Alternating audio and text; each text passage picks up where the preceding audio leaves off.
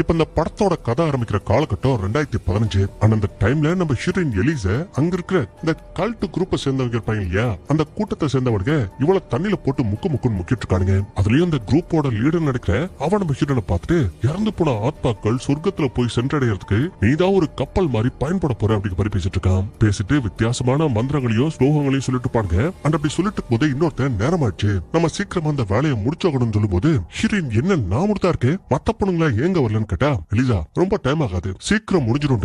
இவங்க கம்யூனிட்டியில இறந்து போன 3 முன்னோர்களோட பேர்கள் இருக்கும் இல்லையா, அந்த பேர்களை வரிசையா ஒவ்வொன்னா சொல்றாங்க. முதல்ல பட்ரிசியா விட்லா அப்படிங்கிற ஒரு பேரை சொல்றாங்க. ஒரு டைம் ஹீரோனை தண்ணியில முக்குறாங்க. அதுக்கப்புறம் எலினோர் கோல்டிங்னு ஒரு பேரை சொல்லி செவுத்துல ஒரு ஆளோட போட்டோ மாட்டாங்க. அவன் யாரு என்னன்னு தெரியல. பட் அந்த ஹீரோயின் பார்த்துட்டு இருக்கும் போதே மறுபடியும் அவளை தண்ணியில முக்கிட்டு இருக்கும் போது திடீர்னு இந்த இடத்துக்கு ஒரு லேடி வந்துட்டு இந்த லீடரோட கையில ஒரு சீட்டை கொடுத்து, இப்ப நீங்க இறந்தவரா மூணாவதா சொல்ல போற அந்த நபருக்கு பதிலா இந்த சீட்டை உள்ளவங்களோட பேரை சொல்லுங்கன்னு சொல்றான். பட் அவரதுக்கு ஒத்துக்கல. இது பாருங்க, இது எல்லையை தாண்டி போயிடுச்சு, இதுக்கப்புறம் எங்களால எதையும் தடுக்க முடியாது, மாத்த முடியாதுன்னு சொல்லி பாக்குறாங்க. பட் அதுக்கு இந்த லேடி, இது என்னோட முடிவு இல்ல, நம்ம கம்யூனிட்டியோட பெரிய ஆட்களோட முடிவு, சோ இதுக்கு நீங்க அடிப்பணிச்சுதான் ஆகணும்னு சொல்லும் போது இவனு வர வழி இல்லாம அந்த சீட்ல உள்ள மூணாவதா இறந்து போன நபரோட பேரு லரு அப்படிங்கிற மாதிரி சொல்றான். அப்படி சொன்னதுமே இங்க இருந்த விளக்குகள் எல்லாம் தானா அடைஞ்சு போயிடுது. அதே மாதிரி திடீர்னு ஏதோ ஒரு சக்தி நம்ம ஹீரோனை போட்டு அப்படியே தண்ணிக்குள்ள முக்க ஆரம்பிக்குது. அவளும் காப்பாத்துங்கன்னு துடிச்சிட்டு இருப்பா. அதே டைம்ல ஹீரோனுக்கு ஆப்போசிட்ல ஒரு கொடூரமான பேய் வந்து நிக்க, அப்படி நின்ன பேய் அப்படியே அவளோட வாய்க்குள்ள கைய வருது. அண்ட் இப்ப ஹீரோனோ திடுக்குன்னு அந்த தண்ணியில இருந்து வெளியில வந்துட்டு, என்னை காப்பாத்துங்கன்னு வாயில கருப்பு கலர்ல என்னமோ ஒரு கருவை ஒழுகுற மாதிரி காமிச்சுதான்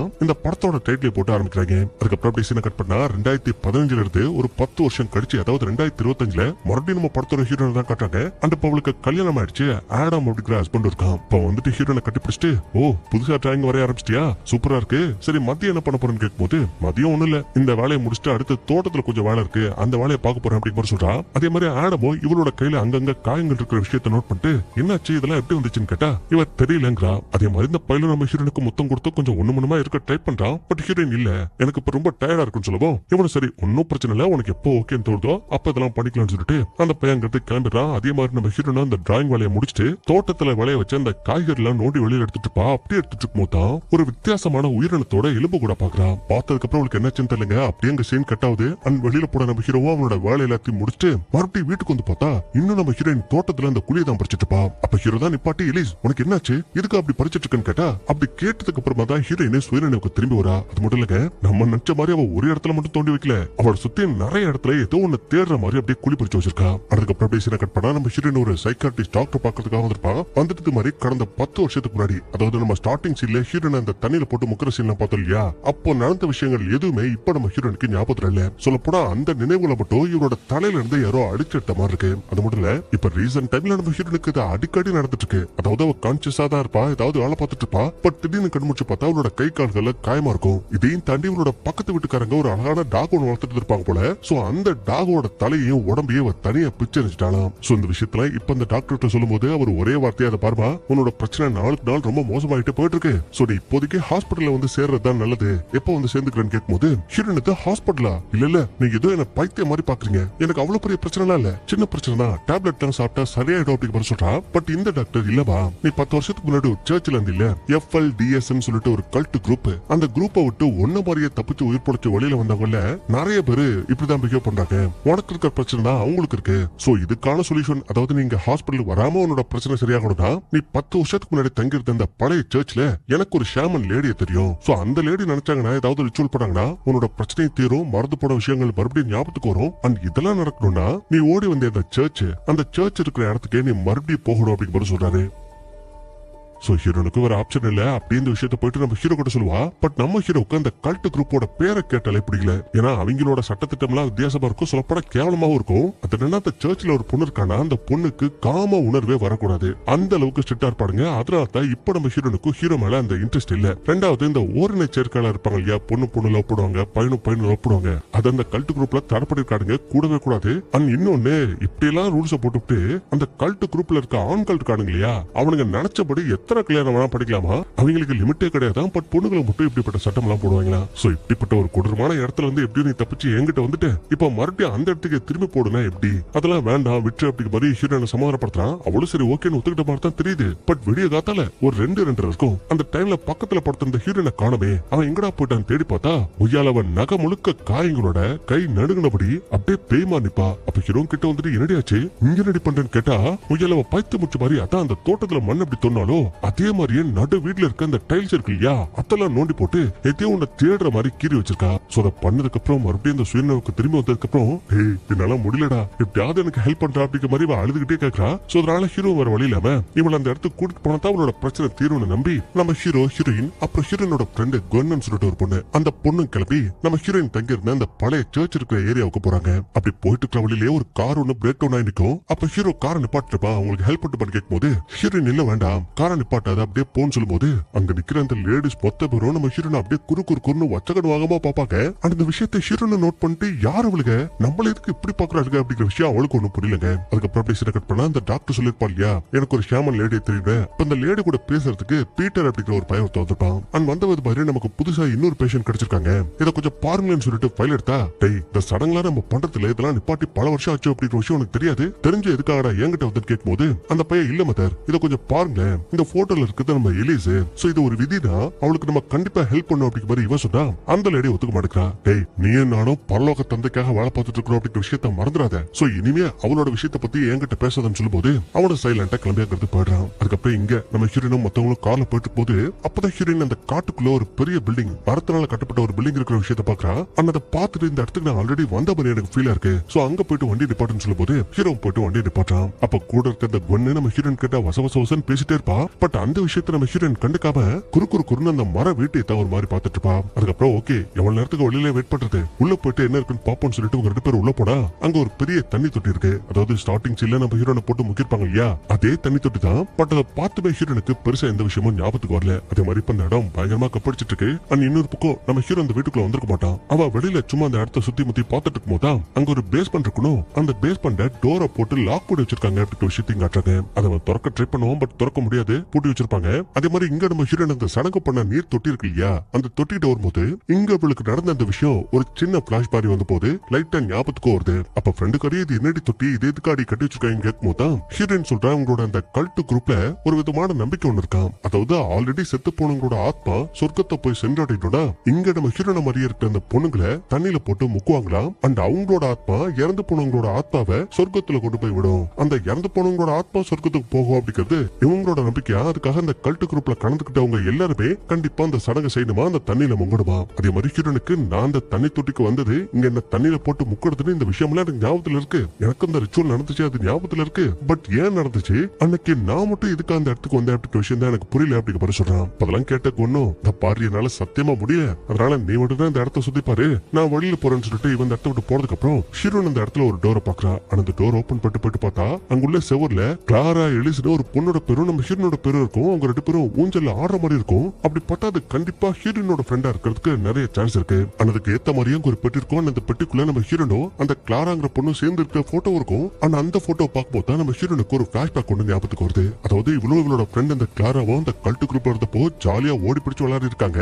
அதுல இந்த கிளாரா ஒரு லெஸ்பியனா இருப்பா போல. அதனால நம்ம ஹீரோன் கிட்டே நெருங்கி வந்து அவளுக்கு முத்தம் கொடுக்குற ரேஞ்சுக்கு போடுவா. பட் அதுக்குள்ள இந்த இடத்துக்கு வந்த ஃபாதர் நம்ம ஹீரோனை கூப்பிடுவோம். இவ்வளவுதோ உடனே வந்துட்ட ஃபாதர்னு அவர் கூட கிளம்பி அங்கிருந்து போடுவா. சோ இந்த விஷயத்த நம்ம ஹீரோன் நினைச்சு பார்த்து அந்த போட்டோஸ் இருக்கிற பெட்டியை எடுத்துக்கிட்டு அந்த இடத்த விட்டு வெளியில வந்தா இப்படி வரல பழகையில வச்சு தட்டா ஒரு சவுண்ட் வரும் இல்லையா இதே சவுண்ட் நம்ம ஹீரோனை கேக்குது. அப்ப இவளும் திரும்பி அந்த ரூம பாக்குறா. என்ன சத்தம் எங்க இருந்து வந்துச்சுன்னு உனக்கு ஒன்னும் புரியல. அண்ட் அதே டைம்ல வெளியில நம்ம ஹீரோ எலிசா கூப்பிடுவோம். இவ்வளவு சரினே இந்த விஷயத்தை விட்டுட்டு நம்ம ஹீரோ பாக்குறதுக்காக வெளியில போடுவா. அதுக்கப்புறம் அப்படி சீனை கட் பண்ணா நம்ம பீட்டர் இருக்கான் இல்லையா அது அந்த ஷாமனோட அசிஸ்டன்ட். இப்ப அந்த லேடி வராதனால சரி நம்மளாவது போவோம் ஹீரோனுக்கு ஹெல்ப் பண்ணணும்னு சொல்லிட்டு அங்க இருந்து கிளம்பலாமின்னு பாப்பான். பட் அதுக்குள்ள இந்த இடத்துக்கு இந்த ஷாமன் லேடி வந்துட்டு தம்பி நம்ம குடும்பத்துக்கு பெரிய கௌரவமான பேர்கள்லாம் இருக்கு. அதனால அந்த பேரை நீ போயிட்டு கெடுத்துறாத நானும் வரேன் அந்த பொண்ணுக்கு நான் ஹெல்ப் பண்றேன்னு இவங்க 2 பேரும் நம்ம ஹீரோன் கிட்ட அந்த ஸ்பாட்டுக்கு வந்துட்டு இருப்பாங்க. அதே நேரத்துல இங்க நம்ம ஹீரோனுக்கு கிடைச்ச அந்த போட்டோஸ் எல்லாத்தையும் ஹீரோ கிட்டையும் அந்த குவன் கிட்டையும் காட்டிட்டு இருப்பா. இது மாதிரி கிளாராங்கிற பொண்ணை பத்தி எனக்கு சில விஷயம் ஞாபகத்துக்கு வந்துச்சு அப்படிங்கிற மாதிரி சொல்றா.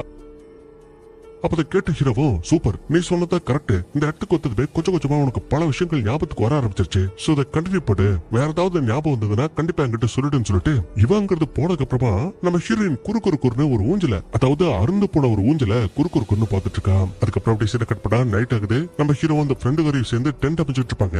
அந்த அதே டைம்ல தான் நம்மால் பீட்ரு அந்த ஷாமல் லேடி வந்திருப்பாங்க. அப்ப அவங்களுக்கு நம்ம ஹீரோயின் யார் அப்படிங்கிற விஷயம் நல்லா தெரிஞ்சிருக்கு, பீட்ருக்கும் தெரிஞ்சிருக்கு. ஆனா நம்ம ஹீரோனுக்கு இவங்க ரெண்டு பேரும் யார் அப்படிங்கிற விஷயம் சுத்தமா ஞாபகத்துல இல்ல. அதுக்கப்புறம் அந்த லேடியும் சரி ஓகேன்னு நம்ம ஹீரோனையும் மொத்த கூட இந்த வீட்டுக்குள்ள கூட்டிட்டு போயிட்டு சுத்தியிலும் மெழுகுபத்தியில ஏத்திக்கிட்டு ஏதோ மந்திர வார்த்தையில சொல்லிட்டு போது இங்க நம்மால் பீட்ரு என்ன பண்றா, சூப் மாதிரி ஒரு லிக்விட் ரெடி பண்ணி அதை நம்ம ஹீரோ கிட்ட ஹீரோயின் கிட்ட கொடுத்து இதை மொத்தமா நீங்க குடிக்கணும், அப்படி குடிச்சீங்கன்னா நீங்க அவைகளோட உலகத்துக்கு போவீங்க. அப்படி போனதுக்கு அப்புறம் ஹீரோனுக்கு மறந்து போன விஷயங்கள் மறுபடியும் திரும்ப வரதுக்கும் அவளோட நினைவுகள் அவளுக்கு திரும்ப கிடைக்கிறதுக்கும் சான்ஸ் இருக்கு. ஆனா ஒன்னே ஒண்ணு, நீங்க இந்த மருந்தை எதிர்த்து போராடக்கூடாது, அதுக்கு அடிப்படையிடும், அது சொல்றத காது கொடுத்து கேட்கணும், அப்பதான் நீங்க விரும்புறது உங்களுக்கு கிடைக்கும் சொல்லும் போது ஹீரோன் இப்ப மருந்தை குடிக்கிறா. அப்படி குடிச்சதுக்கு அப்புறம் அவளோட கண்ணு கருப்பு கலர்ல மாறிடுது. அப்படியே போத போட்ட மாதிரி தள்ளாடுறா, புலம்புறா. அந்த அப்படி புலம்புனவளுக்கு இப்ப மறுபடியும் இன்னொரு பிளாஷ்பேக் வருது. அதுல நம்ம ஹீரோனும் கிளாராவும் ஜாலியா ஊஞ்சல விளையாடிட்டு இருப்பாங்க. அப்ப அந்த கிளாரா நம்ம ஹீரோனோட தலையில இருக்க பூ அப்படின்ட்டு ஓடும்போது அவங்களுக்கு இடையில ஒரு ஃபீலிங்ஸ் டெவலப் ஆகுது. அப்படியே கிட்ட வருவாங்க, முத்தமும் கொடுத்துப்பாங்க. அந்த அப்படி கொடுத்ததுக்கு அப்புறம் டக்குனு இந்த கிளாராவோட முகம் மாற ஹீரோனு என்னாச்சு, ஏதாவது பிரச்சனைன்னு கேட்டா ஆமா அது உன்னை தேடி வரும், நீ ஜாக்கிரதையா இருந்துக்குன்னு சொன்ன அடுத்த செகண்டே இங்க நம்ம ஹீரோயின் கருகருன்னு என்ன கருமத்தையும் வாழ்ந்து எடுத்துட்டு இருக்கா. அதை பார்த்து இந்த பீட்ரு அந்த ஷாமல் அடியும் ஐயோ இவ பெரிய பிரச்சனைல மாட்டிக்கிட்டா, அது இவளுக்குள்ள இருக்கு, சுதா சீக்கிரம் எப்படியாவது வெளியில எடுக்கணும்னு அவ வாழ்ந்து எடுத்திருப்பா இல்லையா. அதுல கொஞ்சம் தொட்டு இவளோட வயிற்றுல ஒரு வித்தியாசமான சிம்பளை வரைஞ்சு அந்த அம்மாவோட முடி எடுத்து இவளோட வயிற்றுல வச்சு ஒரு திருகும் போது ஹீரோனோட வாய்க்குள்ள இருந்து ஒரு பெரிய ஜடமுடி மாதிரி அப்படியே வெளியில வந்துட்டு இருக்கு. அந்த அப்படி எடுத்து வெளியில தூக்கி போறதுக்கு அப்புறம் பார்த்தா ஹீரோயின் சீரனுக்கு திரும்பி வரா. ஆனா அப்படி வந்ததுக்கு அப்புறம் பார்த்தா அங்க போட்ட அந்த முடியில இருந்து ஒரு கொடூரமான உருவம் அப்படியே புதுசா பிறப்படுத்து மேல இருந்துச்சு ஒரு விஷயத்த பாக்குறா. ஆனா அந்த பேய் வர வெளியே வச்சக்கண்ணு வாங்காம பாக்குமா, அதனால ஐயோ பேய் பேய் அது அங்க நிக்குது என்ன பாக்குதுன்னு கத்துறா. பட் கத்துறதுக்கு அப்புறம் பார்த்தா அங்க ஏதோ இல்ல, அது வெறும் முடிதா அப்படிங்கிற விஷயத்த புரிஞ்சுக்கிறா. அதுக்கப்புறம் அப்படியே சீனை கட் பண்ணா இப்ப அடுத்த நாள் காலையில விடிஞ்சதுமே இந்த லேடியும் நம்ம பீட்ரும் அந்த இடத்த விட்டு கிளம்பிடுவாங்க. அந்த கிளம்புறதுக்கு முன்னாடி நீங்களும் இந்த இடத்துல இருக்காதீங்க, இங்க இருந்து போறதா உங்களுக்கு நல்லது அப்படிங்கிற மாதிரி சொல்லிட்டு இந்த லேடி கார் கிட்ட வந்ததுக்கு அப்புறம் பார்த்தா பீட்ரு கிட்ட மாதிரி இப்ப இந்த சனக்கு நடந்த நேரத்துல ஹீரோனோட உடம்புக்குள்ள இருந்து ஒரு கொடூரமான பேய் ஒண்ணு வெளியில வந்ததை நானும் பார்த்தேன். அது ஒரு சம மாதிரி இப்போ வரைக்கும் நான் என்னோட தோள்கள்ல ஏந்திட்டு இருக்கேன் அப்படிங்கிற மாதிரி சொல்றாங்க. அதாவது அந்த பேய்க்கும் இவங்களுக்கு ஏதோ ஒரு சம்பந்தம் இருக்குது போல, அதனாலதான் அப்படி சொல்றாங்க. அது பின்னாடி ரிவீல் ஆகும். அதுக்கப்புறம் நேரம் போதும் மதியமாகுது. இப்பதான் அவங்க தூங்கி கண் முழிக்கிறாங்க. அப்ப இந்த ஃப்ரெண்டுக்காரி கண் முழிச்சிட்டு ஹீரோயின் இப்ப நல்லா இருக்காளா ஓகேவான்னு கேட்கும் போது அவ ஓடி வந்து இவ்வளவு கட்டிப்பிடிச்சு இத்தனை வருஷமா என்னோட மனசுக்குள்ளேயும் உடம்புல இருந்த அந்த சுமைய அப்படியே இறக்கி வச்ச மாதிரி இருக்கு, நான் ரொம்ப சந்தோஷமா இருக்கேன், ரொம்ப தெளிவா இருக்கேன் அப்படி மாதிரி பேசுறா. அப்ப அதை கேட்டு ஹீரோ சந்தோஷப்பட்டது, பா இதுக்காக தானே வந்தோம், பிரச்சனை முடிஞ்சிருச்சு, வாங்க அதை சரக்கடிச்சு கொண்டாடுவோம். இவங்க குடிச்சிட்டு இருக்கும் போது ஹீரோ ஆமா அந்த கிளாராங்கிற பொண்ணை பத்தி சொன்னியே அவனோட நினைவுகளும் உனக்கு திரும்ப வந்துருச்சான்னு கேட்கும் போது இவ ஆமா அந்த கிளாரா பிஷப்போட பக அண்ட் அவளும் நானும் நல்ல ஃப்ரெண்ட்ஸ், அந்த ஃப்ரெண்ட்ஸையும் தாண்டி நாங்க ஓரண சேர்க்காளர்களா இருந்திருப்போம் நினைக்கிறேன், நாங்க லெஸ்பியன்ஸா இருப்போம் நினைக்கிறேன் அப்படிங்கிற மாதிரி சொல்றா. அப்ப கேட்டு ஹீரோக்கா பயங்கரமான கோவம் வந்துட்டு, அதாவது அப்போ இத்தனை நாளா என்ன நீ விளக்கி வச்சது, என் கூட ஒண்ணு மனமா இருக்க வேண்டாம் தள்ளி போட்டது, இது எல்லாத்துக்கும் ரீசன் நீ ஒரு லெஸ்பியன் அப்படிங்கிறதுனால தானா, இன்னொரு பொண்ணு கூட உடல் உறவு வச்சுக்கிட்டது தான் காரணமானு கேட்கும் போது அவ சொல்றா, அதை பாடுறா நான் ஒரு லெஸ்பியன் அப்படிங்கிற விஷயமே எனக்கு இப்பதான் தெரிய வந்துச்சு, இது எனக்கும் அதிர்ச்சியா தான் இருக்கு, பட் நீ ஏன்டா அதை புரிஞ்சுக்காம பேசுறேன்னு சொல்லும் போது அவன் இன்னும் டென்ஷன் ஆகுறா. ஏண்டி நான் உங்ககிட்ட எத்தனை டைம் வந்திருப்பேன், எத்தனை டைம் நாசுக்காவும் சொல்லி பார்த்திருக்கேன், நேரடியாவும் சொல்லி பார்த்திருக்கேன், ஆனா ஒரு நாளாவது நான் கேட்ட விஷயத்துக்கு நீ ஒத்துழைச்சியா இல்ல ஆசையா எனக்கு ஒரு மொத்தமாவது கொடுத்துருப்பேன்னு கேட்கும் போது ஹீரோயின் கடுப்புல கோச்சுக்கிட்ட அந்த இடத்த விட்டு போயிடுவா. அப்படி போகும்போது மறுபடியும் நம்ம ஹீரோனுக்கு அந்த கிளாரா பத்தி இன்னொரு விஷயம் ஞாபகத்துக்கு வருது. அதுல இவ்வளவு அந்த கிளாராவும் ஒரு கைவிடப்பட்ட கல் கட்டிடம் இருக்கும், அந்த இடத்துக்கு வந்துட்டு எஸ்என் போட்டு ஒரு வித்தியாசமான சிம்பிள் இருக்கிற அந்த கல்லை பார்த்துட்டு இருக்கிற மாதிரியான விஷயம் இவளுக்கு ஞாபகத்துக்கு வர அவளும் அந்த கல்லை பாக்குறா. ஆனா அந்த கல்லுக்கு பின்னாடி ஏதாவது இருக்குதான்னு சொல்லிட்டு தேடி பார்க்கும் போது அங்க ஒரு பழைய சாவியை துணி சுத்தி வச்சிருக்காங்க அப்படின்ற விஷயம் எனக்கு தெரியுதுங்க. அதே டைம்க்கு ஹீரோ வந்திருப்பான். அண்ட் வந்த மாதிரி சாரி என்ன மன்னிச்சிரு, நான் கொஞ்சம் அவசரப்பட்டு கோவத்துல பேசிட்டேன், அதே மாதிரி உன்னோட பாஸ்ட பத்தி எனக்கு எந்த விதமான கவலையும் கிடையாது, இப்ப இருக்கிற ஒண்ணுதான் எனக்கு பிடிச்சிருக்கு, சோ ப்ளீஸ் என்னோட சாரியை ஏத்துக்கோ அப்படிங்கிற மாதிரி இவன் கெஞ்சிட்டு இருக்கும் போது ஷிரன் அப்படியே அந்த வித்தியாசமான சிம்பிளை பாக்குறான். அப்படி பார்த்ததுமே இவளுக்கு என்னாச்சு, இவளுக்குள்ள எப்படி இந்த காம உணர்வு வந்துச்சுன்னே தெரியலங்க. ஹீரோ கூட உனக்கு ஏதாவது வேணுமானு டக்குனவன் கூட ஒண்ணு மணமா இருக்க ஆரம்பிச்சிருவா. அண்ட் இப்படி இது ஒரு பக்கம் போயிட்டு போது இன்னொரு பக்கம் அந்த ஃப்ரெண்டுகாரி மட்டும் தனியா அவளோட வேலைகளை பார்த்துட்டு இருப்பா. அப்படி பார்த்துட்டு இருந்தவ எதிர்ச்சியா திரும்பி பார்த்தா அந்த மர வீடு இருக்கு இல்லையா, அதுக்குள்ள பிங்க் கலர் ட்ரெஸ் போட்டு ஏதோ லேடி உள்ள போற மாதிரி இருக்கு. அப்ப அவளை யாராது இந்த இடத்துக்குள்ள ஏன்டா போறாங்கன்னு இவளுக்கு பின்னாடி ஃபாலோ பண்ணிட்டு போகும்போதுதான் நம்ம ஹீரோயின் முன்னாடி சீன்ல ஒரு ரூம்குள்ள போயிருப்பா இல்லையா, அந்த ரூமோட கதவு ஓப்பன்ல இருக்கு அப்படின்ற விஷயத்த நோட் பண்றா. அதனால இவளும் போறா. போயிட்டு இந்த கிளாரா எலிசன் நம்ம ஹீரோனோட பேரும் அந்த ஃப்ரெண்டுகாரோட பேர் இருக்கும் இல்லையா அதை பாக்குறா. அண்ட் அப்படி பார்த்துட்டு இருக்கும் போதுதான் மேல கிறுக்கப்பட்டிருக்கிற அந்த விஷயம் முன்னாடி ரொம்ப பழசு, பட் இப்ப ரீசெண்டா பாம்பு வடிவத்துல ஏதோ ஒரு சிம்பிள், அதாவது ஹீரோயின் பார்த்திருப்பா இல்லையா அதே மாதிரியான சிம்பிளை யாரோ கிறுக்க வச்சிருக்காங்க. இருக்காங்க. அது இவளால சரியா பார்க்க முடியலன்னு தீக்குச்சியை கொளுத்தி பார்த்துட்டு அப்படி பார்த்துட்டு இருக்கிற நேரத்திலேயே பட்டார்னு இவர்கிட்ட அந்த ரூமோட கதவு சாத்திக்குது. சோ பயந்து போடுறா, தீக்குச்சியை கொடுத்து கதவை திறக்க ட்ரை பண்றா. அடியே எலிசு, ஆடபு வாங்க டே, காப்பாத்துங்க காப்பாத்துங்கன்னு கத்தி பாக்குறா. ஆனா எந்த ரெஸ்பான்ஸும் வர மாட்டல. பட் இவ திரும்ப ஒரு டைம் ட்ரை பண்ணலான்னு அந்த தீக்குச்சி அப்படி கொடுத்தும் போது முயலவளுக்கு பின்னாடி ஒரு ரட கொடூரமான பேய் நிக்குது. அதை இவளாலையும் ஃபீல் பண்ண முடியுது. அண்ட் ஃபீல் பண்ண திரும்பி அந்த பேய் பார்க்கலான்னு பார்த்தா அதுக்குள்ளே இந்த தீக்குச்சி அணைஞ்சிருது. அந்த பேய்கிட்ட என்ன பரலோகத்துல இருக்க பிதாவோனால ஃபீல் பண்ண முடியுதா அப்படிங்கிற மாதிரியும் கேக்குது. அதனால இன்னும் பயங்கரமா யாராவது என்ன காப்பாத்துவாங்க காப்பாத்துவாங்க அப்படிங்கிற மாதிரி கத்திட்டு இருப்பா. அண்ட் இவ இப்ப கத்துற சத்தத்தை கேட்டு நம்ம ஹீரோ ஓடி வந்து கதையும் திறந்து என்னடையாச்சு ஏன்டி இப்படி கத்துறன்னு கேட்டா அவளுக்கு சொல்ல வார்த்தையே வரல. இல்ல நான் இதே ஒண்ணு பார்த்தேன், ஆனா அது என்னன்னு கூட எனக்கு சொல்ல தெரியல. சோ நம்ம இதுக்கு மேல இங்க இருக்க வேண்டாம், உடனே கிளம்பலன்னு சொல்லிட்டு அந்த சடங்கு பண்ற இடத்தை தாண்டி வெளியில வந்தா முயலங்க ஏகப்பட்ட காட்டு விலங்குகளை கொண்டு அதங்க குச்சில குத்தி நட்ட குத்தலாம் நிப்பாடி இருக்காங்க. ஆனா ஃபிராக்ஷன் ஆஃப் செகண்ட்ஸ்ல இதை யார் பண்ணது, எப்படி இது சாத்தியன்னு உங்களுக்கு ஒண்ணுமே புரியல. சரி இதுக்கு மேல இங்க இருக்கிறது டேஞ்சர், நம்ம கிளம்பிடலான்னு வண்டியை ஸ்டார்ட் பண்ணா வண்டியை ஸ்டார்ட் ஆக மாட்டேங்குது. ஏன்னா அவங்க வெளிச்சம் பத்தலன்னு நைட் முழுக்க விடிய விடிய லைட் ஆன் பண்ணிருக்காங்க. அதுவும் இன்ஜினை ஸ்டார்ட் பண்ணாம ஆன் பண்ணிருக்காங்க. அதனால மொத்த பேட்டரி லோ ஆகி இப்ப இந்த வண்டியை செல்ஃப் ஸ்டார்ட் எடுக்கவே முடியல. சோ இப்ப நம்ம என்ன பண்றது, யாருக்கு கால் பண்றது அப்படிங்கிற விஷயத்தை பத்தி யோசிச்சுட்டு இருக்கும் போது ஹீரோனுக்கு மாதிரியா தான் அந்த பீட்டர் இருக்கார்ல, அவருக்கு கால் பண்ணுங்க, அவர் நமக்கு கண்டிப்பா ஹெல்ப் பண்ணுவார்னு சொல்லும்போது இன்னும் நல்ல ஐடியான்னு உடனே அவருக்கு கால் பண்றா. இப்ப அந்த மனுஷனை வந்துட்டு நம்ம ஹீரோனோட காரை ரெடி பண்ணி கொடுத்துட்டு போறதுக்கு முன்னாடி ஒரு விஷயத்த சொல்றான். அது என்னன்னா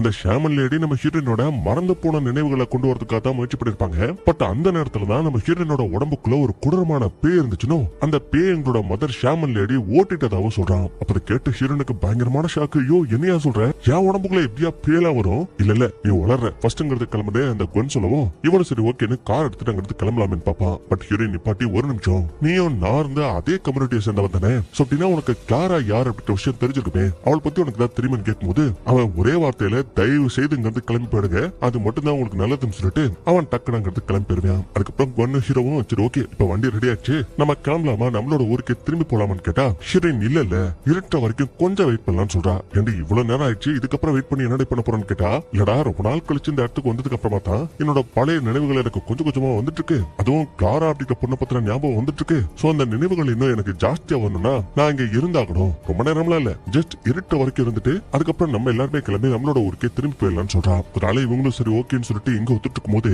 இப்ப இன்னொரு பக்கம் அந்த மதர் லேடி ஷாமன் இருப்பாங்க இல்லையா, அந்த மோக்க நச்சுன்னு தெரியலங்க கண்ணாடிக்கு முன்னாடி உட்காந்து ஃபுல்லா மேக்கப் போட்டுட்டு அவங்களோட ரூம்லயே தற்கொலை பண்ணிட்டு சாகிறதுக்காக முயற்சி பண்ணிட்டு இருக்கு. அப்ப அந்த நேரத்துல நம்ம பீட்டரும் வீட்டுக்கு வந்துட்டு நம்ம ஹீரோயினும் மத்த பொண்ணுங்களும் சேர்ந்துட்டு இருந்த போட்டோ இருக்கும் இல்லையா, அந்த போட்டோல அவளோட போட்டோ மட்டும் தனியா கிழிச்சு அதை இவனோட லாக்கெட் குள்ள வச்சுக்கிறான். ஏன்னா இவன் அந்த கம்யூனிட்டியில இருந்தப்போ நம்ம ஹீரோயின் அவனுக்கு ரொம்ப பிடிச்சிருந்திருக்கு, ஒன் சைடா லவ் பண்ணிருக்கான். அதனால தான் இப்ப அவளுக்கு ஹெல்ப் பண்ணணும்னு நினைச்சிருக்கான். அவளோட போட்டோ எடுத்து லாக்கெட் குள்ளே வச்சிருக்கான். இப்படி இதெல்லாம் பண்ணிட்டு இந்த பையன் வீட்டுக்குள்ள வரும்போது நம்ம தூக்கு போட்டிருக்கோம் இல்லையா, அப்படி தூக்கு போட்ட கயிறு வெயிட்டு தாங்காம அப்படியே அருந்து கீழே விழ அதை பார்த்து அந்த பையன் பதறான். உடனே உதவிக்கு ஆளையும் கூப்பிடுறான். சோ இப்படி இது ஒரு பக்கம் போயிட்டு போது இன்னொரு பக்கம் நம்ம ஹீரோயின் தனியா இருக்கணும் அப்படிங்கிற மாதிரி கேட்டிருப்பாள் இல்லையா, அப்படி கேட்டவ திரும்ப திரும்ப இவளும் அந்த கிளாராவும் அண்ணன் அந்த ஊஞ்சலை பார்த்துட்டு இருப்பா. அப்படி இந்த ஊஞ்சலை பார்க்கும்போது பக்கத்துல முன்னாடி சைடுல நம்ம ஹீரோ ஒரு பேஸ்மெண்ட் பார்த்துருப்பாள் இல்லையா, பூட்டப்பட்ட பேஸ்மெண்ட். சோ அந்த பேஸ்மெண்டே ஒரு மாதிரி குறுக்குன்னு பார்த்துட்டு இருக்கா. ஆனா அதுக்கப்புறம் என்னாச்சு அப்படிங்கிற விஷயத்த காட்டல. அந்த அதே நேரத்துல இங்க இந்த அம்மாவுக்கு இப்ப உடல்நல கொஞ்சம் தேரடிச்சு இந்த பீட்டர் கூட பேசிட்டு இருப்பாங்க. அப்ப பீட்டரும் மதர் உங்களுக்கு என்னாச்சு, எதுக்கா அப்படிப்பட்ட முடிவு எடுத்தீங்கன்னு கேட்டா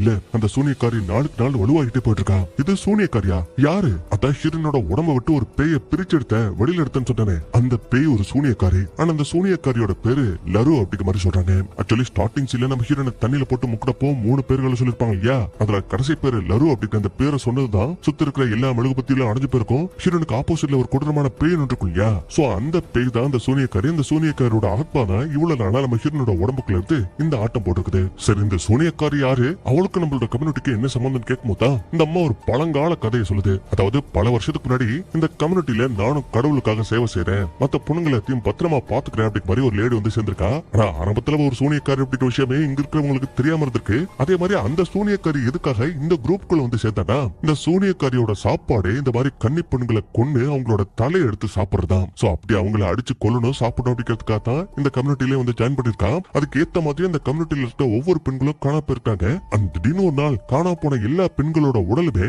ஒரு குச்சியில குத்தப்பட்டு அதுவும் தலை இல்லாம அந்தரத்துல தொங்கி இருக்குது. பார்த்ததுமே இங்க இந்த கம்யூனிட்டியை சேர்ந்தவங்க சும்மா இருப்பாங்களா, அட்டின்னு அடிச்சு அந்த சூனியக்காரியை அதே இடத்துல கொண்டு இருக்காங்க. ஆனா அப்படி கொண்டாலும் அப்படி செத்தாலும் நான் உங்களை சும்மா விட மாட்டேன், உங்களை பழிவாங்க திரும்பி வருவேன் அப்படின்னு வார்த்தையை சொல்லிட்டு தான் அந்த சூனியக்காரி செத்து போயிருக்கா. அப்படி அவ செத்து பல வருஷம் கழிச்சு நம்ம ஹீரோயின் இந்த கம்யூனிட்டிக்குள்ள வந்ததுக்கு அப்புறம் அவ ஒரு பெரிய தப்பு பண்ணிட்டாலாம். சோ அந்த தப்புக்கு பனிஷ்மெண்ட் கொடுக்கணும் அப்படிங்கிறதுக்காக தான் நம்ம ஹீரோயின் அந்த தண்ணியில முக்கிய சடங்கு பண்ணிருப்பாங்க இல்லையா, அந்த சடங்குல கூட 3 இறந்தவங்களோட பேர்களை சொல்லிருப்பாங்க. எதுக்காக? அவங்களோட ஆத்மாவை சொர்க்கத்துக்கு அனுப்பணும் அப்படிங்கிறதுக்காக சொல்லிருப்பாங்க. பட் அந்த முன்னோர்களோட பேர்களுக்கு பதிலா இந்த சூனியக்காரியோட பேரை கொடுக்கணும், அந்த பேரை கொடுத்து ஹீரோயினை பழிவாங்கணும் அப்படிங்கிறதுக்காக தான் அன்னைக்கு அந்த சடங்கை பாதியில நிப்பாட்டி இந்த சூனியக்காரியோட பேரை கொடுத்து இதை படிங்க அப்படிங்கிற மாதிரி அங்க சடங்கு செஞ்சவங்க கொடுத்திருப்பாங்க. அப்படி கொடுத்ததுக்கு அப்புறமா தான் நம்ம ஹீரோயினோட உடம்புக்குள்ள அந்த சூனியக்காரி வந்திருப்பா. சோ அது அப்ப அந்த டைம்ல ஏதோ ஒரு கோவத்துல பண்ணிட்டாங்க. பட் அந்த சூனியக்காரி நம்ம ஹீரோயினோட உடம்புக்குள்ள போனதுக்கு அப்புறம் 10 வருஷமா அவளை டார்ச்சர் பண்ணிட்டு இருந்தா அப்படிங்கிற விஷயத்த இப்ப வரைக்கும் என்னால தாங்கிக்க முடியல. அதனால தான் தற்கொலை பண்ணிட்டு சாகலான்னு முடிவெடுத்தேன்னு சொல்றாங்க. அப்படி சொல்லிட்டு போதே இந்த பழுகு பின்னாடி பாருங்களேன், முயல அங்கதாங்க இந்த கொடூரமான பேய் நிக்குது, அதாவது அந்த சூனியக்காரியோட பேய் நிக்குது. சோ அந்த சூனியக்காரிய பார்த்த அடுத்த செகண்டே இந்த அம்மாவோட உடம்புல இருந்த உயிர் அப்படியே போயிடுது, உங்களோட சோழிய முடியுது. அதுக்கப்புறம் பேசின கட் பண்ணிட்டு இங்க நம்ம ஹீரோயினை காமிச்சா நைட் ஆயிடுச்சு, இன்னும் அந்த டென்ட்டுக்குள்ள தான் உட்காந்துருப்பா, இந்த இடத்த விட்டு இன்னும் அவங்க வெளியிலேயே போகல. அதுக்கப்புறம் ஹீரோயின் சரி டைம் ஆச்சு, இதுக்கப்புறம் இந்த இடத்த விட்டு நம்ம போறதுதான் நல்லதுன்னு சொல்லிட்டு இவன் இந்த டென்ட்டை விட்டு வெளியில வந்தா அங்க அந்த சடங்கு செய்யற இடம் இருக்கும் இல்லையா, அந்த இடத்துக்குள்ள ஏதோ டார்ச் லைட்டோட வெளிச்சம் தெரிஞ்சிட்டு இருக்கு. அதனால என்னடா இது வெளிச்சம்னு சொல்லிட்டு உள்ள போயிட்டு பார்த்தா உயல நம்ம ஹீரோயினுக்கே தெரியாம இந்த பையன் அந்த கொன் கூட கொஞ்சம் அஃபேர்ல இருந்திருக்கேன் போல. அதுவும் அவகிட்ட என்ன சொல்லிருக்கானா, இது மாதிரி ஒரு 4 மாசம் தான் ஹீரோயினோட பிரச்சனை சரியானதுக்கு அப்புறம் உன்னோட உடல்நடை சரியானதுக்கு அப்புறம் அவளை நான் டைவர்ஸ் பண்ணிடுறேன், உன் கூட ஒன்னா வந்து வாழ்றேன் அப்படிங்கிற மாதிரி வாக்குறுதி கொடுத்திருக்கேன். இப்ப இந்த பொண்ணுக்கு மொத்தத்தையும் கொடுத்துட்டுப்பான். சோ அந்த விஷயத்தை ஹீரோயின் பார்த்து கடுப்பாயிட்டு அப்படியே அந்த இடத்த விட்டு போகும்போது அந்த ஹீரோ பாக்குறான், இவளை சமாதானப்படுத்த ட்ரை பண்றான். பட் அதுக்குள்ளேயே கோச்சுக்கிட்டு செம ஸ்பீடா காட்டுக்குள்ள ஓட ஆரம்பிச்சிருவா. அப்படி ஓடிய ஒரு இடத்துல நின்று இவளும் இவளோட ஃப்ரெண்ட் இந்த கிளாராவும் சேர்ந்து இருக்க அந்த போட்டோவை பாக்குறா. அப்படி பார்க்கும்போது இவளுக்கு இன்னொரு விஷயம் ஞாபகத்துக்கு வருது. அதுல நம்ம கிளாராவும் ஹீரோனும் அப்படியே ஒண்ணுமா இருக்கிறதுக்காக ட்ரை பண்ணும்போது அந்த விஷயத்த அப்புறம் இந்த பீட்டர் பாத்துருப்பான். ஆல்ரெடி அவனுக்கு நம்ம ஹீரோயின் மேல ஒன் சைடு லவ் இருந்திருக்கும் இல்லையா, அதுல இவ வேற ஒரு பொண்ணு கூட பழகிட்டு இருக்கா. அந்த விஷயம்லாம் அவங்களோட கம்யூனிட்டியில தடை செய்யப்பட்டிருக்கு. சோ அதனால இவனும் உடனே இந்த விஷயத்தை எடுத்துட்டு போயிட்டு அந்த ஷாமன் லேடி அதான் அந்த மதர் இருப்பாங்க இல்லையா, அவங்கள்ட்ட சொன்னது அவங்க மூலமா நம்ம ஹீரோயின் ஒரு ஃபாதரோட வீட்டுல வாழ்ந்துப்பா. அந்த ஃபாதருக்கு தெரிஞ்சு போயிடுது, அந்த குடும்பத்துக்கு தெரிஞ்சு போயிடுது. அந்த தெரிஞ்ச அவங்க சும்மா இருப்பாங்களா, அதனால ஹீரோயின் பாவம் பண்ணிட்டா, இதுக்கப்புறம் என்னோட வீட்டுல அவ இருக்க கூடாதுன்னு அவளை வீட்டை விட்டு வெளியில அனுப்பிச்சிருவாங்க. அதே மாதிரி அவளோட பாவத்தை கழுவணும் அப்படிங்கிறதுக்காக தான் இவளை ஸ்டார்டிங் சீன்ல பார்த்த மாதிரி அந்த தண்ணியில போட்டு முக்கிறதுக்காக எழுதிட்டு போயிருப்பாங்க. சோ இந்த விஷயத்த நம்ம ஹீரோயின் நினைச்சு பார்த்துட்டு போதே இங்க நம்ம ஹீரோ வரான். அப்ப அவனை பார்த்த கொன்னு என்னடா நம்ம கிளம்பலாம்னு கேட்டா இவன் இல்ல ஹீரோயின் எங்கேயோ கோச்சிட்டு வெளியில போயிருக்கா. சோ அவ திரும்பி வந்ததுக்கு அப்புறமா அந்த இடத்த விட்டு போயிடலாம் வா, வந்து கார்ல உட்காருன்னு சொன்னா அந்த பொண்ணு கோவத்துல நீ வேணா போயிட்டு கார்ல உட்காரு, நாங்க டென்ட்ல தனியாவே இருந்துக்கிறேன்னு இவன் டென்ட்ல உட்காந்துருப்பா, இந்த பையன் வந்து கார்ல உட்காந்துருப்பான். அப்ப முன்னாடி சீல எப்படி அந்த பேய் ஒரு வித்தியாசமான சவுண்ட், அதாவது வரல வச்சு அந்த பலகை அப்படி தட்டி இருக்கும், அதே மாதிரி இவனோட கார் அந்த பேய் தட்டுற மாதிரி இருக்கு. அதனால என்னடா சத்ததுன்னு யோசிச்சுட்டு போதே அந்த சூனியக்காரியோட பேய் இவனுக்கு பின்னாடி தாங்க கிராஸ் பண்ணி போயிட்டு இருக்கும். அதுவும் பட்டான அந்த பையனோட காரை ஒரு அட்டி அடிக்கும் பாருங்க, பயலுக்கு அட்டி வயிறே கலங்கி போயிரும். வெளியில வந்து எட்டி பாப்பான், யாரும் அங்க இருக்கிற மாதிரியே தெரியல. அந்த நேரத்துல இங்க நம்ம குவன் மட்டும் தனியா அந்த டென்ட்ல உட்காந்துட்டு இருக்கும் போது அவளோட பேர் அந்த சூனியக்காரி குவன் அப்படின்னு கூப்பிடுற மாதிரி தெரியுது. அதனால அவளை யாரா நம்ம பேரை சொல்லி கூப்பிடுறது அந்த டென்ட்டை விளக்கி டார்ச் வச்சு பார்த்தா ஆப்போசிட்ல அந்த சூனியக்காரோட பேய் நிக்குது. அவள் தான் அந்த பேய பார்த்தவா அரண்டரா டக்குன்னு டென்ட்டையும் சாத்திக்கிறா. அண்ட் அப்படி சாத்தின கேப்ல இப்ப இவளுக்கு பக்கத்துல இந்த சூனியக்காரி வந்து ஒரு கத்துவா பாருங்க. இவ ஐயோ அம்மா என்னை காப்பாத்துக்குன்னு அடிச்சு பிடிச்ச வெளியில ஓடி வருவா. அப்ப ஹீரோ தான் அவளை புடிச்சு என்னடி ஆச்சு எதிரி பார்த்து பயப்படுறேன்னு கேட்டா இவளு உள்ள ஒரு லேடியை பார்த்த ஒரு பேய பார்த்த அப்படிங்கிற மாதிரி பதறா. அண்ட் இவனும் போறாங்க யாராவது இருக்காங்கன்னு தேடி பார்த்தா அந்த இடத்துல யாரையும் காணோம். அதனால யாருமே லேடி யாரடி பார்த்து பயப்படுறேன்னு கேட்டா இவ போடா பொசக்கட்ட பையல, நீ சாகிறதுனா இங்கேயே கிடந்து தனியா சாவு, உன் கூட இருந்து என்னால மாரடிக்க முடியாதுன்னு இவ மட்டும் தனியா வெறுட்டு கார் எடுத்துட்டு கிளம்பிடுவா. அப்ப அதே நேரத்துல இங்க நம்ம ஹீரோயின் என்ன பண்றா, முன்னாடி சீல ஒரு பேஸ் பண்ணோட பாத்திரப்பா இல்லையா, பூட்டப்பட்ட பேஸ் பண்ணு. சோப்பா அந்த பேஸ் பண்ண ஓபன் பண்ணி இவ கொஞ்சம் கொஞ்சமா உள்ள போயிட்டு இருக்கா. அப்படி போனா திடுக்குன்னு உனக்கு ஆப்போசிட்ல இவளோட பழைய ஃப்ரெண்ட் இந்த கிளாரா வந்து நிக்கிறா. அப்ப அவளை பார்த்து ஹீரோ ஆச்சரியத்துல கிளாரா நீயா, நான் உன்னை எவ்வளவு மிஸ் பண்ண தெரியுமான்னு இவ சொன்னா, நான் உன்னை ரொம்ப மிஸ் பண்றேன், முதல்ல குளிய தோண்டு அப்படிங்கிற மாதிரி நம்ம ஹீரோயின் கிட்ட திரும்ப சொல்லும்போது அவ்வளவு பறிக்கிறேன்னு குளிய பறிச்சிட்டு இருப்பா. சரி எதுக்கடி பறிக்க சொன்னு கேட்டா, ஏன்னா மண்ணுக்குள்ள உனக்கு ஒரு பெரிய சர்ப்ரைஸ் காத்துட்டு இருக்கு. எது சர்ப்ரைஸா? ஐயோ எனக்கு சர்ப்ரைஸ்னா ரொம்ப பிடிக்கும்னு சொல்லிட்டு வேகமா அந்த குழியை தோண்டிட்டு இருப்பா. அப்படி தோண்டும் போது ஒரு செத்து போன மனுஷனோட மண்டை ஓடு கிடைக்குது. அப்ப அதை பார்த்துட்டு கிளாராவும் என்ன இந்த சர்ப்ரைஸ் உனக்கு பிடிச்சிருக்கா, இந்த மண்டை ஓடு உனக்கு பிடிச்சிருக்கான்னு கேட்டா ஹீரோயின் ஆமா லூஸ் பார் தலையாடிட்டு இருப்பா. அண்ட் அதே டைம்ல இப்ப மறுபடியும் இன்னொரு பிளாஷ்பேக் காட்டுறாங்க. அதனால நம்ம ஹீரோனுக்கு ஸ்டார்டிங் சீன்ல பார்த்தோம் இல்லையா, அந்த சடங்கு நடந்ததுக்கு அப்புறமா ஒரு மாதிரி சோகமா தனியா உட்காந்துருப்பா. அப்ப அவ கூட பேசுறதுக்காக நம்ம கிளாரா வரும்போது ஹீரோயின் அவளை அவாய்ட் பண்ணிட்டாங்கிறது போலமேன்னு பாக்குறா. அப்ப கிளாரா மறுபடியும் பாட்டி ஏண்டி என்ன உனக்கு பிடிக்கலையா, என் கூட பேச மாட்டியான்னு கேட்கும்போது அவன் சத்தியமா இல்ல, உன் கூட நான் என்னைக்கு பேசுவேன், நீ எனக்கு ரொம்ப உயிர்னு அப்படியே அவளோட கழுத்தை பிடிச்சு நெருக்க ஆரம்பிக்கிறா. அண்ட் அப்படி நெருக்கும் போதே அவளோட கண்ணு கலர் மாறத வச்சு அவளுக்குள்ள இந்த சூனியக்காரி இருக்கா, அந்த சூனியக்காரி தான் இந்த கிளாராவையும் கொன்னு தின்னு இருக்கா அப்படிங்கிற விஷயம் இப்பதாங்க தெரிய வருது. சோ அப்படி தெரிய வந்ததுமே இவ டக்குன்னு கண்முழிச்சு கிளாரா அப்படிங்கிற மாதிரி கத்தி பார்த்தா அவளுக்கு ஆப்போசிட்ல இருந்த அந்த உருவத்தை காணும். அண்ட் இப்ப அந்த கிளாராவுக்கு பதிலா ஹீரோயினை ஆட்கொண்ட அந்த கொடூரமான சூனியக்காரி இருக்கா இல்லையா, அவளோட கை மட்டும் தனியா அங்குள்ள சவுர்ல தெரியுது. அப்ப எவ்வளவு ஞாபகம் வந்துருச்சு. இப்பதான் எனக்கு எல்லா விஷயமும் ஞாபகத்துக்கு வந்துச்சு. அன்னைக்கு இந்த சடங்கப்பட்டப்போ நீதானே என்னோட உடம்புக்குள்ள நுழைஞ்ச, எனக்கு எதிரில நின்னு கேட்டா அது ஆமாங்கிற மாதிரி கையை அசைக்குது. அண்ட் அசைச்ச அடுத்த செகண்டே டக்குனு நம்ம ஹீரோனுக்கு முன்னாடி உட்காந்து குறுக்குன்னு அவளே பார்க்கும் பாருங்க. இந்த சீன்ல தியேட்டர்ல பாத்துருந்தா சதற விட்டுருப்பாங்க. அதே மாதிரி அப்படி பார்த்த சூனியக்காரி டக்குனு அப்படியே நம்ம ஹீரோனோட உடம்புக்குள்ள பாய அவனுக்கு கீழே வந்து பயங்கரமா துடிக்க இப்ப கடைசியா நம்ம ஹீரோனோட உடம்புக்குள்ள அந்த கொடூரமான ஆத்மம் நுழைஞ்சிருச்சு. இப்ப அதுக்கப்புறம் அப்படி சீனை கட் பண்ண அந்த கன் மட்டும் தனியா கார்ல என்னோட வீட்டுக்கு நானே போய்க்கிறேன் அப்படிங்கிற மாதிரி போயிட்டு இல்லையா. அப்படி போயிட்டு போது திடீர்னு உங்களுக்கு ஆப்போசிட்ல அந்த பேய், அதாவது நம்ம ஹீரோனோட ரூபத்துல இருக்க அந்த சூனியக்காரோட பேய் வந்து நிக்குது. அப்ப பார்த்ததுமே வண்டி நிப்பாட்டிடுவா. நிப்பாட்ட கேப்ல அப்படியே அந்த சூனியக்காரி பாஞ்சு வந்து இவ கார் கண்ணாடியை அடின்னு அடிச்சு உடைச்சிட்டு பரலோக தந்தைய நீ உணர்றியா அப்படிங்கிற மாதிரி கேக்குது. அதனால இவ்வளவு அந்த காரை விட்டு அப்படியே தெரிச்சு ஓடிப்பலாம் ட்ரை பண்ணா அந்த பேய் விட மாட்டேங்குதுங்க. இவனோட கையை பிடிச்சு முறுக்கு மாதிரி திருகி அந்த கையில இருந்து நீட்டிட்டு இருந்த எலும்ப புடுங்கி இவளோட தலையில சொருகிறது. சோ அவள்தான் உன்னோட சொல்லி முடிச்சா. அதே நேரத்துல இங்க நம்ம ஹீரோனுக்கு என்னாச்சு அப்படிங்கிற விஷயத்த பாக்குறதுக்காக மறுபடியும் அந்த சடங்கு நடக்கிற இடத்துக்கு வரான். அங்க வந்து பார்த்தா நம்ம ஹீரோ நிக்கிறா. பட் சூனியக்காரியோட ரூபத்துல நிக்கிறா. அதனால இவனும் அடியே உனக்கு என்னடியாச்சு, ஏன்டி இப்படி நிக்கிறேன்னு கேட்டா அவ அதுக்கு பதில் சொல்லாம சில மந்திர வார்த்தைகளை சொல்ல ஆரம்பிக்கிறா. அப்படி சொல்ல இங்க தொட்டில தண்ணி நிறைய ஆரம்பிக்குது. சாரி, தண்ணிக்கு பதிலா ரத்தம் அப்படியே ஊறிக்கிட்டு இருக்கு. அப்ப அந்த நேரத்துக்கு நம்மால் பீட்டு தான் நம்ம ஹீரோனை லவ் பண்றானே, அதனால அவளை எப்படியாவது காப்பாத்தணும்னு சொல்லிட்டு அந்த பொண்ணு அச்சுப்பிடிச்சு இந்த இடத்துக்கு ஓடி வந்துட்டு இந்த சூனியக்காரியோட கால்ல விழுந்து கெஞ்சிரான். இது மாதிரி நீ பிடிச்சிருக்க அந்த பொண்ணு ரொம்ப அப்பாவி, அவ எந்த தப்பு செய்யாதவ, அவளை விட்டுன்னு இவன் எவ்வளவுதான் கெஞ்சினாலும் அந்த சூனியக்காரி வெட்டுற மாதிரி தரல. அதனால அப்படியே அவனை தர தண்ணி எடுத்துட்டு போயிட்டு அங்குள்ள தண்ணியில போட்டு முக்குன்னு முக்கி அவனோட சோழியை முச்சு விட்டுறான். அண்ட் கடைசியா இப்ப மிச்சம் இருக்கிறது நம்ம ஹீரோ மட்டும் தான். இப்போ இந்த இடத்துல உங்களுக்கு என்ன தோணும், நம்ம ஹீரோ ஏதாவது பண்ணுவான், ஹீரோ காப்பாத்துருவான், இந்த படம் வேற மாதிரி முடியும் நீங்க நினைப்பீங்க. பட் அதுதான் இல்ல. நம்ம ஹீரோயுமே அந்த சூனியக்காரி கடைசியா கொண்டுட்டா. அப்படி கொன்னு இவ இந்த சூனியக்காரி பல வருஷத்துக்கு முன்னாடி எப்படி இந்த ஸ்டூடெண்ட்ஸ கொன்னு அந்த குச்சில தொங்க விட்டுட்டாலோ அதே மாதிரியே இப்ப அவ கொன்ன பிணங்கள் எல்லாத்தையுமே அந்த குச்சில தொங்க விட்டுருக்கா. தொங்க விட்டு அங்குள்ள தொட்டியை பார்த்து பயங்கரமா மந்திர வார்த்தைகளை சொல்ல அது அப்படியே பார்த்துக்கிட்டே எரியுது. அந்த அதை பார்த்து அந்த சூனியக்காரியும் பயங்கரமா வில்லத்தனமா சிரிக்கிற மாதிரி காமிச்சிட்டு அப்படியே அங்க சீனை கட் பண்றாங்க. ஒரு மாசம் கழிச்சு நடக்கிற கதையை காட்டுறாங்க. அந்த டைம்ல நம்ம ஹீரோயின் எந்த கம்யூனிட்டி வேண்டான்னு அதை விட்டு வெளியில வந்து தனியா வாழ்ந்தாலோ அந்த கம்யூனிட்டிலேயே மறுபடியும் சேர்ந்துட்டா. அண்ட் அப்படி சேர்ந்து அவங்க எல்லாரையும் ஒரு போதைக்காக கூட்டிட்டு போயிட்டு போது அப்பதான் அவளோட கண்ணு ஒளிர்றத வச்சு இன்னும் அவளோட உடம்புக்குள்ள, அதாவது நம்ம ஹீரோனோட உடம்புக்குள்ள அந்த சூனியக்காரி இருக்கா அப்படிங்கிற விஷயத்த கன்ஃபார்ம் பண்றாங்க. அண்ட் எதுக்கு தெரியுமாங்க அப்படி சிரிச்சுக்கிட்டே அவ வில்லத்தனமா அந்த கதவை சாத்துறான். ஏன்னா அந்த சூனியக்காரியோட வேலையை என்ன, இது மாதிரி கம்யூனிட்டிக்குள்ள நல்ல மாதிரியே சேரணும், சேர்ந்து அங்க இருக்கிற பெண்களை கொண்டு அவங்களோட உடல்களை சாப்பிடணும். சோ அதுக்காகத்தான் பிளான் போட்டா. அன்னைக்கு நம்ம ஹீரோனோட உடம்புக்குள்ளே நுழைஞ்சிருப்பா. ஆனா துரதிருஷ்டவசமா நம்ம ஹீரோனுக்கு அன்னைக்கு நடந்த விஷயம் எல்லாம் மறந்து போயிருக்கும். அவ அந்த கம்யூனிட்டியை விட்டு வெளியில வந்திருப்பா. பட் இப்ப ஹீரோனோட உடம்புக்குள்ள போன அந்த சூனியக்காரி மறுபடியும் அந்த கம்யூனிட்டியில ஜாயின் பண்ணி அங்க இருக்கிற பெண்களை கொடூரமா அடிச்சு தின்ன போறா அப்படிங்கிற மாதிரி காமிச்சுதான் இந்த படத்தோட கதையை முடிச்சிருப்பாங்க. சோ அதாங்க படம் முடிஞ்சு. கண்டிப்பா அந்த படம் உங்களுக்கு ரொம்ப பிடிச்சிருக்கும்னு நினைக்கிறேன். அப்படி பிடிச்சிருந்தா அப்படி இந்த வீடியோ